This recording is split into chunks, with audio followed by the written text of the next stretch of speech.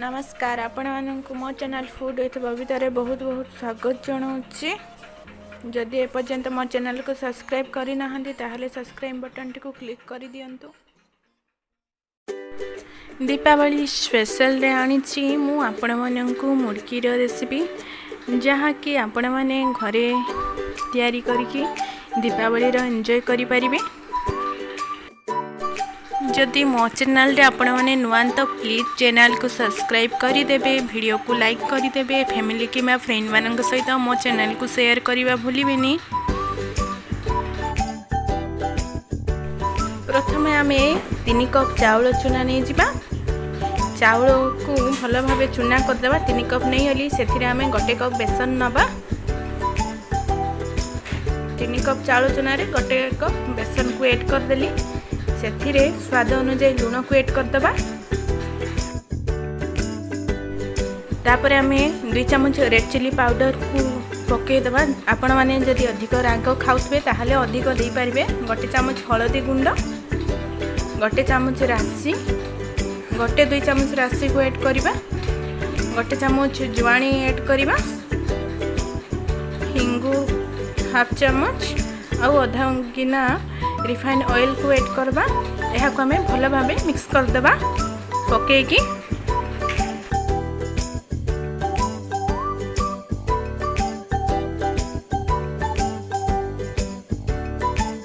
आपण मैंने देखिपारे मुझे को भल भाव मिक्स करदेली। एबे हमें उषुम पानी रे यह को हमें दली दबा। देखंतु मु इटा पूरा अल्प उषुम पानी नहीं से हमें अटा जमती आमर दला हुए से परी हमें यह को दली दबा।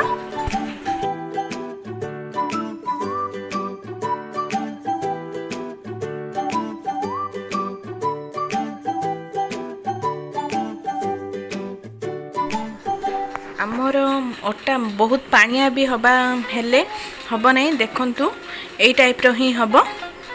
यह को हमें 10-15 मिनट रेस्ट पे छाड़ी दबा। एहीपरी छांच आपण मानक मार्केट रे इजिली मिली जिवो। देखंतु मु को टाइप रो करूची।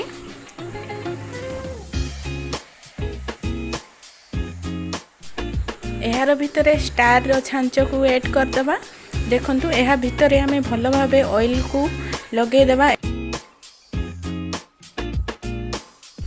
देखंतु मु को टाइप रो करूची। आपण माने एक्जेक्टली से टाइप रो ही करिवे।